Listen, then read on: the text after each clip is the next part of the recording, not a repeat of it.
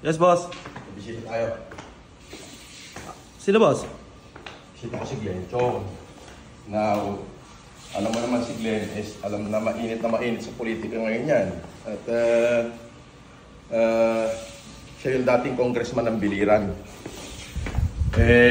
Kaibigan ko yan. Kaya ang ano man yung problema nila sa politika ay wala akong kinalaman dyan. Ako'y nananatiling neutral at umaasa ako na magiging maayos silang lahat. Kasi ang kaibigan, Benok, hindi mo pwedeng itapon yan. Apo, boss. At lalong hindi mo pwedeng itakpa.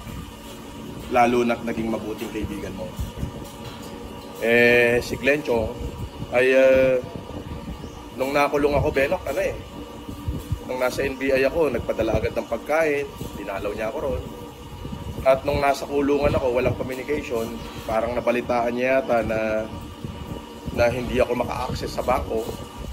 Nagpunta ron, dinalan ako ng 250,000. Kahit sabihin na natin na malaki na itulong ko sa kanya, na hindi mabilang kung pera pag-uusapan, pero yung pagiging mabuting tao niya ay hindi ko pwedeng talikuran.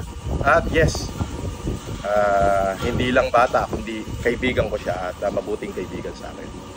So, kung ano man yung kanilang hindi pagkakaintindihan sa ngayon, umaasa ako darating yung araw, maaayos siya. At magiging mabuti rin ang lahat. Yun lang. Kasama ko si Glenn ngayon, oh. Ayan, ha. Maraming bumabalatenga pero matatag. Anyway, thank you. Thank you.